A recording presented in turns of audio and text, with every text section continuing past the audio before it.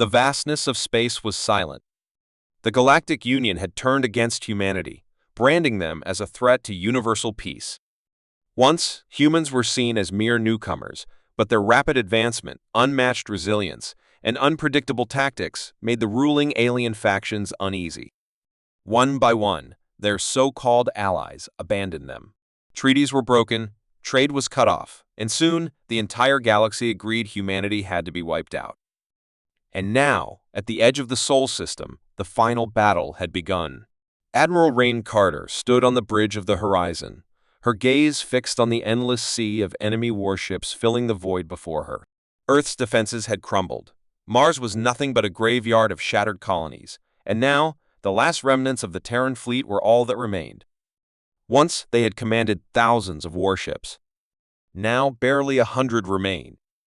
Their weapons were low on energy, their shields weakened, and their crews exhausted. There would be no reinforcements, no hidden fleets waiting to turn the tide. The Galactic Union had made sure of that. The distress signals sent across the stars were met with silence. No one was coming. Humanity was alone. The enemy fleet moved in perfect formation, their ships gleaming under the distant sun. Thousands of them, each one designed for a single purpose: to erase the last humans from existence. Carter's second-in-command, Commander Elias Vance, tightened his grip on the console. "They're giving us a chance to surrender," he muttered, his voice laced with anger. The message had been broadcast across all channels. Surrender and face execution, or resist and be wiped out. Carter exhaled slowly. Surrender had never been an option. If humanity was to fall, they would fall fighting. She turned to her crew, their faces a mixture of fear and determination. "We make our final stand here," she said. "Not because we expect victory, but because we refuse to kneel. If this is humanity's last day, let history remember that we did not go quietly." A silence fell over the bridge. Then, one by one, they nodded.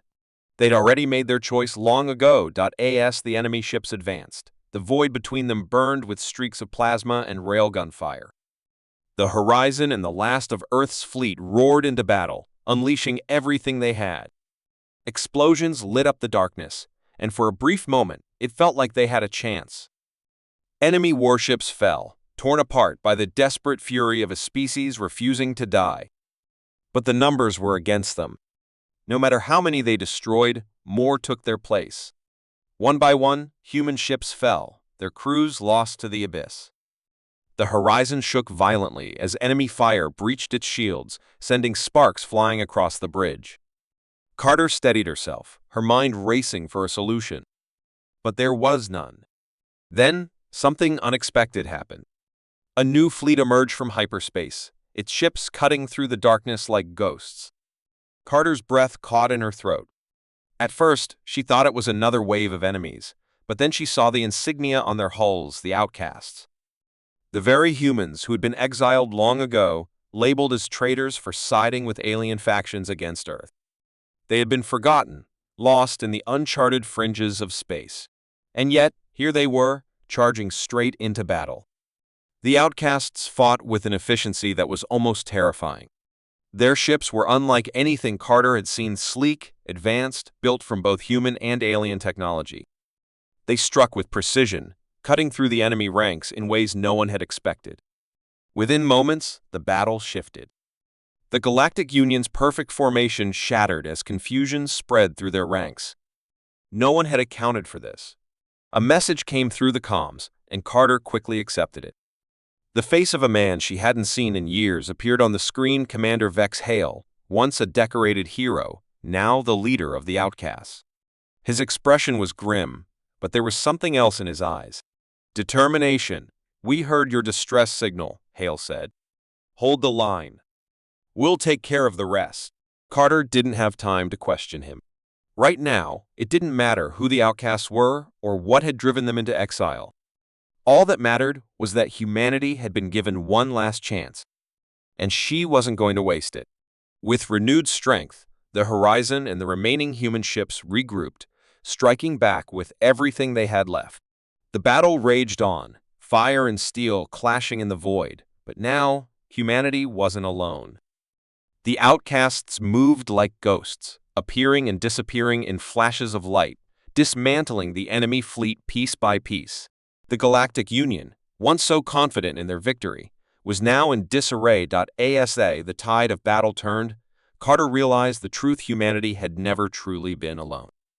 The galaxy had abandoned them, but the so-called traitors had never forgotten where they came from. And now, they were the only ones who had come to humanity's rescue. For the first time in years, hope flickered in the darkness. Humanity would not fall today. The battlefield above Earth was silent now. The wreckage of shattered ships floated like drifting tombstones in the vast darkness. Fires still burned in the void, remnants of the brutal battle that had nearly ended humanity forever. Admiral Rain Carter stood on the bridge of the horizon, staring at the view before her. They had survived. Somehow, against impossible odds, they had not been wiped out. And yet, the cost had been unimaginable. The once mighty Terran fleet was nearly gone, reduced to a handful of battered ships. But they were alive, and that meant they could still fight. The enemy had retreated, but they would return, and when they did, Earth would not survive another battle. Humanity was still on the brink of extinction. And then there were them, the outcasts. The so-called betrayers of humanity, the ones who had been exiled long ago, the ones who had sided with aliens, choosing survival over loyalty to Earth. For decades, they had been ghosts, forgotten by history. Until today. It was because of them that humanity had survived. Their arrival had turned the tide, their mysterious fleet tearing through the enemy with brutal efficiency. Now, their ships lingered at the edge of the battlefield, watching in silence. Carter knew what the others were thinking. Could they be trusted? Or had humanity simply traded one enemy for another? The comms channel crackled, and a familiar voice filled the bridge. Permission to come aboard? It was Commander Vex Hale. Carter had not seen him in over 20 years, not since the day he and his people had been cast out. Once he had been a decorated officer, a hero of Earth's early space wars. Now, he was something else. A warrior forged in exile. Carter took a slow breath. She had no choice but to face him. Permission granted, she said. Minutes later, the doors of the command deck opened, and Hale stepped in. He was older, his face marked with the weight of years spent fighting battles no one else had witnessed. His uniform was unrecognizable, a fusion of human and alien design. The crew tensed as he walked forward, but he showed no hesitation. He had not returned as an enemy. At least, not yet. Carter folded her arms. You saved us, she admitted. But why? Hale's gaze was unreadable. Because we never forgot who we were, he said. You may have cast us out, but we were always human. His words hung in the air like a challenge, daring her to question them. Carter wanted to believe him, but trust was not something she could afford. Not anymore. Why now? She asked. After all these years, why come back? Hale exhaled, glancing at the wreckage outside. Because we knew this day would come. The Galactic Union never feared humanity because of what you were. They feared what you could become. That's why they wanted you gone. We saw it long before you did. His voice was calm, but there was steel beneath it. He'd been fighting a war of his own long before today. Carter studied him, trying to read between the lines. The outcasts had returned, but they had not come as saviors. They had their own reasons, their own agenda. And what do you want in return? She asked. Hale didn't hesitate. A place among you again. A united humanity. A heavy silence followed his words. The bridge crew exchanged uneasy glances. They had spent years believing the outcasts were traitors. Accepting them now was not something that could be done with a single conversation. Carter knew this. But she also knew the truth: the war was not over. The enemy would return, stronger than before. And when they did, humanity would not survive alone. She turned back to the shattered remains of her fleet. If they denied the outcasts now, there would be no second chance. The time for grudges had passed. Then let's finish this war, she said at last. Together. For the first time in years, the betrayers of humanity were home. and they had returned not as traitors, but as the only hope left. The war was never meant to be fair. From the very beginning, the Galactic Union had ensured that humanity had no chance of survival. They had planned everything: the slow isolation, the economic strangulation, the betrayal of supposed allies, and finally, the full-scale invasion that brought Earth to its knees. It was not a war of conquest. It was extermination. A species too stubborn, too unpredictable, too dangerous to be allowed to grow. The Union had done this before, wiping out species that threatened their rule, and now humanity was next. The difference was that the others had accepted their fate. Humans, however, refused to die quietly. Admiral Rain Carter stood on the bridge of the battered warship Horizon, watching as the enemy fleet regrouped in the distance. The first battle had been a miracle, a victory snatched from the jaws of certain death, only because of the unexpected return of the outcasts, the exiled faction of humanity that had been cast away long ago. But that victory had only delayed the inevitable.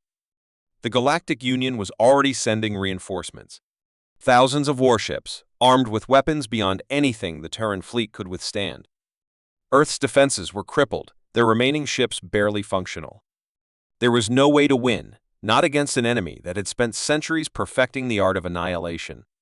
The crew around her worked in tense silence, repairing what they could, knowing full well that it would not be enough. Commander Elias Vance, her second-in-command, approached with a grim expression. "Scouts report incoming enemy fleets. They'll be here within hours," he said. "We won the battle, but the war isn't over." Carter exhaled slowly, gripping the edge of the console. "No," she murmured. "The real war is just beginning." The Outcast's leader, Commander Vex Hale, stepped forward. His presence on the ship still made some uneasy. He had once been a hero of Earth, but when the war against the Union had first begun, he had made a choice that changed everything. He had sided with aliens, seeking survival rather than destruction. For that, he had been branded a traitor. Now, he was humanity's only hope. "You can't win this the way they expect," Hale said. His voice was calm, but there was a fire in his eyes. "They've fought 1,000 wars like this. They know every strategy, every tactic. You play by their rules, you lose." Carter turned to face him. "Then what do you suggest?" Hale's lips curled into a knowing smirk. "We change the rules." The Galactic Union had always relied on overwhelming power. They crushed their enemies with sheer numbers, with fleets so massive that resistance was impossible. But that strength was also their weakness. Their strategies were built on order, control, and predictability. They expected humanity to either surrender or fight a conventional battle. But what if the war did not follow their plan? What if, instead of resisting like a cornered animal, humanity became something worse, something the Union could not predict? Carter listened as Hale laid out the plan. It was madness. It was desperation. And yet, it was the only chance they had. Instead of defending Earth directly, they would turn the battlefield into chaos. The Outcasts had technology that Earth's forces had never seen: stealth drives, slip space warping, disruptor fields that could break formations. Instead of waiting for the Union to strike, they would hit first hard, fast, and unpredictably. They would break their enemy's sense of control, force them into a war unlike any they had fought before. The plan was set in motion. What remained of the fleet divided into small strike teams, each one assigned to key enemy positions. They would not engage in direct combat. Instead, they would cripple the enemy from within, hacking their systems, disrupting their communications, striking their supply lines, and spreading confusion through their ranks. Every battle would be unpredictable. Every attack would be unexpected. The Union believed they were fighting a broken enemy. They had no idea they were about to face something far more dangerous: an enemy with nothing left to lose. When the Union's reinforcements arrived, they expected a quick and decisive victory. What they found instead was a battlefield in chaos. Their warships, once part of a flawless formation, were now scattered and disoriented. Every attempt to regroup was met with sudden, devastating attacks from nowhere. Ships vanished from their scanners, only to reappear behind them. Supply stations exploded before they could even receive their orders. Their commanders were unable to coordinate, their once perfect battle strategy crumbling before their eyes. The Horizon led the charge, striking at the heart of the enemy command fleet. Carter and her crew fought like demons, tearing through ships many times their size. Vex Hale and his outcasts launched their own attacks, using their advanced technology to outmaneuver and outthink an enemy that had never known true chaos before. Every time the Union tried to adapt, the humans changed the battlefield again. They were not just fighting a war, they were rewriting it. The Union fleet, once so certain of victory, began to falter. Their greatest strength, their sheer power, had become their downfall. They were too large, too rigid, too dependent on structure. Against an enemy that refused to fight by their rules, they were drowning. One by one, their commanders fell. Their warships, unable to support each other, were picked off like prey. The unstoppable force of the Galactic Union had met the one thing it had never faced before, an enemy that refused to be predictable. As the last of the enemy dreadnoughts fell, Carter watched the battle unfold with a mixture of exhaustion and awe. They had done the impossible. They had turned the war into something the Union had never prepared for. What was supposed to be humanity's final defeat had become its greatest victory. The Union forces, broken and humiliated, had no choice but to retreat. For the first time in history, the galaxy had learned a truth it had never expected: humans did not fight wars to win. They fought wars to survive. And survival meant victory. Carter turned to Hale, the man once branded as a traitor, and for the first time, she saw him for what he truly was: not an outcast, not a betrayer, but the only one who had seen the truth long before anyone else. "They'll be back," she said. Hale nodded, a grim smile on his lips. "Then we'll be ready." Humanity had just rewritten the rules of war. And for the first time, the galaxy realized this was a war they were never supposed to win. But they had. The vastness of space was silent, but the war was far from over. The Galactic Union's forces were regrouping, preparing for one last strike to wipe out humanity forever. Earth was in ruins, its cities turned to ash, its defenses barely holding. The remaining Terran fleet, battered and outnumbered, was running out of time. Admiral Rain Carter stood on the bridge of the Horizon, her eyes fixed on the enemy's warships, their massive hulls glowing in the darkness like silent executioners. She knew what was coming. The Union did not accept failure. They had suffered an unexpected defeat, but now they would return with overwhelming force. And this time, they would not leave until humanity was nothing but a memory. The crew around her moved with quiet urgency, repairing what they could, knowing that survival was no longer the goal, only revenge. Carter turned to Commander Elias Vance, her second in command. "How long until they arrive?" she asked. His face was grim as he checked the latest reports. "Hours, maybe less," he replied. "There are too many. We can't hold them back." The truth hung heavy in the air. There was no escape, no reinforcements, no miracle waiting to save them. This was the end. And yet, there was still one move left to play. The doors to the bridge opened, and Commander Vex Hale entered. Once an outcast, a so-called betrayer of humanity, he had returned when all hope was lost, bringing with him knowledge and weapons from exile. It was because of him that they had survived this long. But now, even he looked at the approaching fleet with cold calculation, knowing what had to be done. "You're right," he said, glancing at Vance. "We can't win, but we can make sure they never forget what we did here." He stepped forward, placing a small device on the console. The holographic display flickered to life, showing a structure deep in space, something hidden, something secret. A station built in the ruins of an ancient battlefield. Carter's eyes narrowed. "What am I looking at?"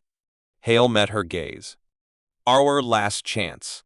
The station had been forgotten by the galaxy, a relic of a war that had ended long before humanity had even reached the stars. The Union had built it as a weapon, but it had been deemed too dangerous, too unpredictable.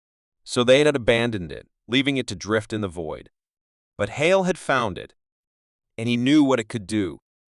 "It's an energy disruptor," he explained. "A failsafe built to wipe out entire fleets in an instant." The Union never used it because they feared it might backfire. But in our hands, it's the only way we can win. Vance frowned. And by win, you mean suicide? Hale's expression did not change. If we activate it, it will shut down every system in range, including our own. But if we lure their fleet close enough before we trigger it, we take them down with us. Silence fell over the bridge. It was madness. A desperate, reckless move. And yet, it was all they had left. Carter looked around at her crew, the last defenders of Earth. They had fought for too long, bled for too much, to let the Union erase them like dust in the wind. If they were going to die, then they would take the enemy with them. She made her decision. "Prepare the fleet," she ordered. "We make our stand there." The hours that followed were a blur of preparation. The remaining warships, barely holding together, moved toward the station. The enemy fleet followed, unaware of the trap being set. The Horizon led the charge, broadcasting distress signals, making it seem as if humanity was attempting a final retreat. The Union took the bait, chasing them straight into the dead zone. Carter watched the sensors as the enemy closed in, the massive dreadnoughts blocking out the stars. They thought victory was inevitable. They had no idea they were walking into the abyss. The moment arrived. The Union's fleet was in position. Carter stood tall, her voice steady as she gave the final order. Now, Hale activated the station. A pulse of energy surged through space, invisible but unstoppable. Within seconds, the enemy ships flickered, their lights vanishing, their engines failing. Power drained from them like dying stars. Even the Horizon shuddered as its systems failed, the bridge plunging into darkness. For a moment, there was nothing. No sound, no movement, just silence. Then, the chaos began. The enemy fleet, now helpless, drifted like dead metal. Their weapons useless, their shields gone. And humanity's remaining forces, though crippled, had one last advantage: their will to fight. Fighters, manually piloted, launched suicide runs into the heart of the Union ships. Explosions tore through the battlefield. Fire consumed the giants that had once seemed unstoppable. One by one, the dreadnoughts collapsed, torn apart by the very beings they had sought to destroy. Carter gripped the console as the Horizon trembled, alarms blaring, warning of critical failures. She knew this was the end, but she felt no fear. Only pride. They had done the impossible. They had turned a hopeless war into a final, defiant act of vengeance. Even if they did not survive, humanity's story would not end in defeat. As the flames consumed the enemy, Carter looked at her crew, her family, the last warriors of Earth. Vance nodded to her, accepting their fate. Hale stood still, watching as the Union's great fleet was reduced to ruin. And in that final moment, as the Horizon began to fall apart, Carter smiled, because they had won. Not by surviving, but by ensuring the enemy would never forget what it cost to try and erase humanity. The war was over, but the scars remained. The once thriving cities of Earth were now ruins, silent reminders of the battles fought. The skies, once filled with towering ships and burning wreckage, were now eerily empty. The Galactic Union had fallen, its once mighty fleets reduced to drifting husks in the void. But victory had come at a terrible price. Humanity had been pushed to the very brink of extinction. Millions were dead. Planets once claimed as human colonies were now lifeless wastelands. And yet, despite everything, they had survived. Admiral Rain Carter stood on the remains of what was once the United Earth Council's command center. Now, it was nothing more than a broken structure, its walls cracked, its halls filled with echoes of a past that no longer existed. The war had taken everything from her home, her friends, and perhaps even her future. But as she looked at the survivors gathered below, she saw something greater than loss. She saw a hope. These were the last remnants of the human race, scattered and broken, yet still standing. Still fighting. They had faced extermination and had defied it. They had been written off as doomed, yet here they were, breathing, rebuilding. Commander Elias Vance approached her, his uniform torn, his face lined with exhaustion. "Scouts report that the outer colonies are in worse shape than we thought." No infrastructure, no supply chains. We barely have enough food to last the month. Carter nodded, already expecting the worst. And the fleet? She asked. Vance sighed. What's left of it is docked for repairs. We salvaged what we could, but even our best ships are barely holding together. It was a harsh truth. Humanity had won the war, but at what cost? The Galactic Union had been destroyed, but now they faced a different kind of battle, one of survival. The universe was vast, filled with countless dangers, and they were weaker than ever before. Without a functioning government, without resources, how long could they last? And yet, there was something deeper in the air, an unspoken determination, a fire that refused to die. They had come too far to fall now. Carter turned to Vance, her voice steady. Then we do what we've always done. We adapt. We rebuild. Days turned into weeks, and the survivors worked tirelessly. Engineers pieced together broken technology. Scientists searched for ways to restore lost infrastructure, and soldiers, once trained for war, now became builders and protectors. The outcasts, once branded as traitors, stood side by side with those who had once hated them, united by the simple truth that humanity needed them all. Vex Hale, the man who had once been cast away for seeking survival outside Earth's borders, had become one of their greatest assets. He brought knowledge of alien technology, strategies for rebuilding, and most importantly, connections beyond human space. He knew that humanity could no longer exist in isolation. They had to expand, to reclaim what was lost. There's a system beyond the Veil Nebula, Hale explained one evening, as the leadership gathered around a flickering holomap. Uncharted, untouched, rich in resources.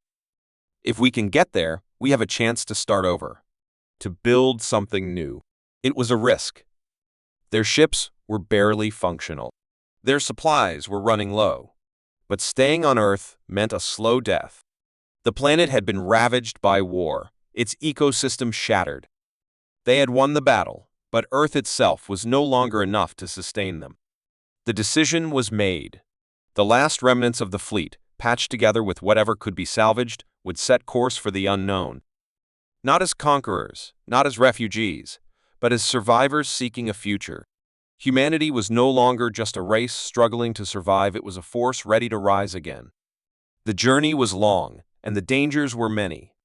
Pirates, rogue factions, even remnants of the defeated Union sought to end them before they could begin anew.